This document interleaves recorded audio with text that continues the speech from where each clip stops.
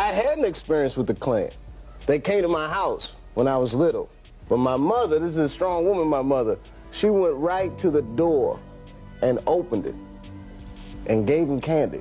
And my mother used to tell me this thing, I don't even know if you remember, but you said this to me more than once. You said, son, sometimes you have to be a lion so you can be the lamb you really are. Dave Chappelle didn't tiptoe around a thing. He came swinging with the kind of truth bombs that shake the room, and the way he framed it had the internet on fire. He dragged out America's two-faced outrage game, and the contrast was savage. He reminded everyone that over 4,000 black men, women, and children were lynched across this country's history, a culture of terror that stretched for centuries. And now here we are, watching the nation spiral into chaos over the assassination of Charlie Kirk, like history's blood has been erased overnight. Let's get this straight. Nobody's saying Charlie deserved what happened, but the response from the establishment was insane. His body flown on Air Force Two, flags dropped to half-mast, a statue rushed into the Capitol, and even whispers about the Presidential Medal of Freedom. Think about that. Honors normally reserved for leaders who actually built this nation suddenly handed to a man who never once held public office. Meanwhile, down in Mississippi, the silence around two fresh deaths was bone-chilling.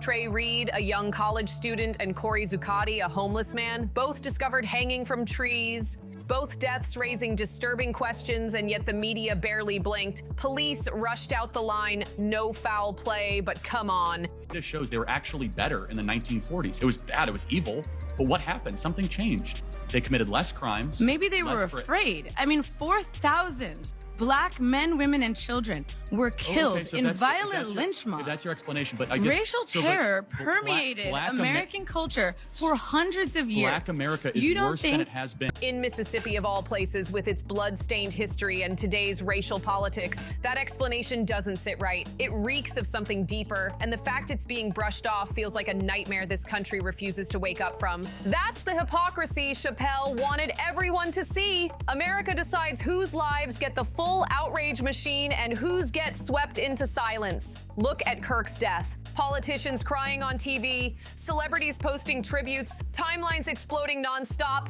And the wild part? Regular people are even losing their jobs just for saying they don't care about Kirk. A single comment online and boom, you're unemployed. That's how lopsided and extreme this whole reaction has been. Yesterday at 5 p.m., someone dropped a raw confession online. I was fired from my job for posting a video saying I don't care about Charlie Kirk's death. Fired for not grieving on command. That's the climate we're living in right now, and that's exactly why Chappelle's words are hitting like a hammer. Because while livelihoods are being snatched for a post, the two men found hanging in Mississippi can't even get a headline. Sit with that for a second. Trey Reed, a student chasing his future, and Corey Zuccotti, a homeless man scraping to survive, both hanging from trees, and the nation treats it like background static. That's not just creepy, it's an echo of America's ugliest chapters. Yet the outrage machine is laser focused on Charlie Kirk. Yesterday at 5 p.m., I was fired from my job for posting a video saying I don't care about Charlie Kirk's death. Forcing the public to bow in grief as if his life weighed heavier than anyone else's. So Chappelle is cutting right to the question people are whispering. Why are folks being punished for not mourning a man who spent years pushing racist views? Why is saying I don't care suddenly a crime, while suspected lynchings of black men barely crack the news cycle? If you feel like you're being gaslit into grieving only one narrative, you're not crazy. This is selective outrage working in real time. And here's where it twists even harder. While Mississippi waves off lynching suspicions, Washington is polishing Charlie Kirk's legacy like a saint. Trump ordered flags half-mast, and the very next day, Congresswoman Nancy Mace rushed a resolution for Kirk to lie in honor at the Capitol Rotunda. That's the kind of recognition reserved for presidents, war heroes, civil rights giants, now being extended to a man who made his name as a culture warrior. On X, Mace bragged, Charlie Kirk devoted his life to defending freedoms, inspiring millions, leading countless souls to Christ, and never wavering in defense of the First Amendment. Such a legacy makes him uniquely worthy of this distinction, and just like that, the rewriting of history kicked into overdrive, turning a polarizing figure into a national martyr overnight. What the 60s must have been like for anybody. What was it, 8 or 9 assassinations? What does that do to a generation? Having lived through that and having known those people. This is me.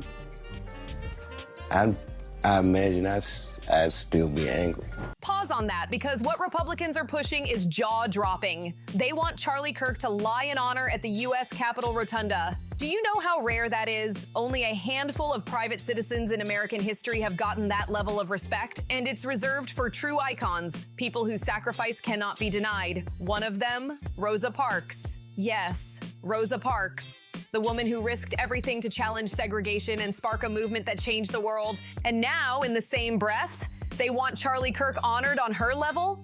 A man who mocked civil rights, spread racist talking points, and spent years tearing down marginalized communities? That's not honor. That's straight up national gaslighting. They're rewriting reality, trying to place a man who thrived on hate in the same category as heroes who bled for justice. But it doesn't stop there.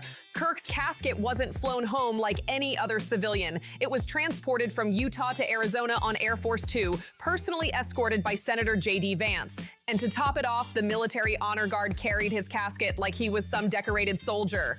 That's when outrage exploded. Veterans across the country called it a slap in the face to those who actually sacrificed their lives. This shows they were actually better in the 1940s. It was bad, it was evil, but what happened? Something changed. They committed less crimes. Joy Reid and Michelle Obama and Sheila Jackson Lee and Ketanji Brown Jackson were affirmative action picks, we would have been called the racist. But now they're coming out and they're saying it for us. They're coming out and they're saying, I'm only here because of affirmative action. Yeah, we know. You do not have the brain processing power to otherwise be taken really seriously. You had to go steal a white person's slot to go be taken somewhat seriously. Play cut 52. One furious post on X read, "Black soldiers must look at that task with pure nausea. Charlie Kirk once said he'd prefer not to board a plane if the pilot was black." That's not just hypocrisy, it's humiliation. Another person added, "It's a disgrace that the Air Force Honor Guard carried his casket. The Pentagon owes Americans an explanation. Kirk never served a single day?" So what people saw wasn't respect. It was a circus of privilege and propaganda, spinning a divisive figure into a state-sponsored hero he never was. He mocked veterans, spread hate, cashed in on division, and died riding that same wave of chaos. Let's be real. This isn't honoring service. It's weaponizing sacrifice. And it's an insult to every soldier who actually gave their life for this country. And yet here we are, watching the state drape him in honors he never earned. Remember, this is the same man who once said black people were better off before the Civil Rights Act, and that black women supposedly lacked the brain processing power to be taken seriously without affirmative action. Those weren't rumors. Authorities say the body of 21-year-old Demartravion Trey Reid was found hanged from a tree by a faculty member near the pickleball courts. Word spread quickly throughout the Cleveland campus, leaving students and others concerned and worried. Well, because I am a black student, hearing that happened to another black student, it really made me feel, it's make me feel unsafe. I do have to walk to class, and I like to go walk on the track, and it would be happy to know like what happened. Local and state investigators immediately started looking into the incident. DSU Police Chief Michael Peeler says investigators found no evidence. Those were his own words. And while politicians polish Kirk's legacy into gold, ordinary black folks are catching heat, punished just for refusing to fake their tears. A student in Texas got expelled after someone secretly recorded her making a private joke about Kirk's death. Workers fired, students disciplined, people dragged across the internet, all for not mourning a man who once declared civil rights were a mistake. That's not unity. It's forced obedience dressed up as patriotism. Here's the kicker. While America rolls out this massive state-funded parade of grief for Kirk, flags lowered, casket carried with military honor guards, the real tragedies are shoved in the shadows. 2 men found hanging from trees in Mississippi. One of them, Demartravion Trey Reid, was just 21, a college student at Delta State University with his whole future in front of him. Billions of dollars to mental health and the homeless population. A lot of them don't want to take the programs. A lot of them don't want to get the help that is necessary. You can't give them a choice. Either you take the resources that we're going to give you or you decide that you're going to be locked up in jail. That's the way it has to be now. Or involuntary lethal injection or something. Just kill them. Yeah, Brian, why did it have to get to this point? Right. I would say this, we're not voting for the right people. In North Carolina, wake up. But instead of a nationwide outcry for Trey Reed or for Corey Zuccotti, the homeless man also found hanging, America is busy rewriting Kirk's story like he was some civil rights icon. And those who dare to whisper, "Hold on, this doesn't add up," get painted as villains in a story they never signed up for. While the nation tuned in for Kirk's funeral parades and endless tributes, something darker was happening in the background, and almost nobody in power wanted to talk about it. 2 black men, both found hanging in Mississippi. The names barely hit the news. Trey Reed, only 21, a college student with everything ahead of him, and Corey Zuccotti, a homeless man written off by society long before his body was found swinging in the southern air. These weren't just deaths, they were echoes of America's ugliest past haunting the present. Take Trey Reed first, a young student at Delta State. Friends say he was ambitious, funny, determined to build a better life than the one he was born into. And then out of nowhere, dead, hanging from a tree. Police rushed out, no foul play, but do you buy that? In Mississippi, a state soaked in lynching blood, they expect us to believe a healthy 21-year-old just decided to end his life in the exact way racists used for terror? That's not coincidence, it's history repeating. Then comes Corey Zuccotti, his death barely registered, a homeless black man discovered hanging, and cops wasted no time calling it a non-issue. No foul play, no serious probe, no headlines, no outrage. It's like his life was disposable, his death swept away before the public could even ask questions. But when you line his case next to Trey Reed's, the pattern is impossible to ignore. Now here's the sick twist, the timing of these deaths. While America's cameras locked on Charlie Kirk's state-sponsored send-off, these 2 men were erased in silence. That silence? That's no accident. It's how power works. The media blasted Kirk's name every 5 minutes, painted him as a martyr, a fallen hero. But for Trey Reed and Corey Zuccotti, nothing, just background noise. That's the hypocrisy Chappelle was pointing to. Who gets the megaphone and who gets buried in silence? And remember, this isn't new. Mississippi has a long, rotten history of suicides by hanging that smell like cover-ups. Families beg for justice, activists demand answers, and police shut it down with the same tired line, "No foul play." It's gaslighting on a national scale. They want people to question their own eyes, to brush off history as paranoia. There are protests and vigils and prayers going up for a despicable, deplorable, detestable, loathsome white man. A 21-year-old young black man was found lynched in his university campus. But when 2 black men are found hanging in 2025, that's not paranoia. That's America flirting with Jim Crow's ghosts all over again. Meanwhile, flip the script. Charlie Kirk, a man who mocked civil rights, tore into marginalized people, and thrived on division, is being elevated to sainthood by the GOP. His casket flown on Air Force 2, his name floated for Capitol honors, flags at half-mast nationwide. And if you dare question it, if you dare say you don't care about his death, you're punished, fired from work, expelled from school, dragged online. That's not democracy, that's forced mourning disguised as patriotism. That Texas student, she made one private joke about Kirk's death, and when it leaked, she was expelled. Expelled for not crying hard enough over a man who called civil rights a mistake. Meanwhile, Trey Reed, her same age, a college student too, ends up dead in Mississippi, and the system barely whispers his name. That's not just a double standard. It's a brutal reminder of whose lives America values and whose it doesn't. And here's the chilling part. By elevating Kirk to hero status, the state is sending a message to his followers, to his base, to anyone watching. If you push the agenda, if you toe the line of white supremacy wrapped in patriotism, you'll be protected, praised, even sanctified in death. But if you're black, poor, or vulnerable, your death gets dismissed, erased, blamed on you. That's the America staring us in the face right now. Line it up side by side. Trey Reed, young, hopeful, trying to finish school, dead at 21, hanging from a tree, cops shrugging it off. Corey Zuccotti, poor, homeless, erased in life and in death. Both deserved dignity, truth, and justice. What did they get? Silence. Now look at Charlie Kirk, dead at 31, honored with military caskets, flags lowered, parades staged, politicians rewriting his history like he was Rosa Parks or Martin Luther King Jr. The comparison isn't just unfair, it's gut-wrenching. And never forget, Rosa Parks was one of the very few private citizens ever allowed to lie in honor at the U.S. Capitol. Her courage literally bent the arc of American history. To even whisper Charlie Kirk's name in the same breath as hers is a national insult. Rosa stood up to oppression. Kirk built his brand defending it. Rosa faced down hate to push justice forward. Kirk weaponized hate to climb the ladder. Yet now politicians are telling us his legacy is uniquely worthy of this honor. That's not tone deaf. That's deliberate gaslighting. So here's the real question. What's the actual story here? Is it Charlie Kirk's death, or is it the way his death is being turned into a tool to distract from ongoing racial violence in America? Because while flags fly for Kirk, Black families are burying their children in silence with no justice, no answers, and no cameras. That's why people are furious. That's why Dave Chappelle spoke out. This isn't just about Kirk. It's about how grief and outrage are used like weapons, always protecting power, always erasing the vulnerable. And here's the scariest part. If Trey Reed and Corey Zuccotti can be erased this easily, what does that say about who's next? How many more deaths will get brushed off with the same tired line, no foul play, while the truth rots underground? How long before even those who look away can't deny the pattern anymore? That's why this whole conversation matters.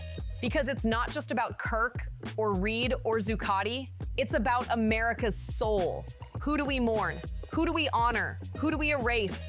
And why does the answer always seem tied to race, class, and politics? If the system can turn Charlie Kirk into a hero overnight while letting two men vanish into silence, then maybe the real outrage isn't about Kirk's death.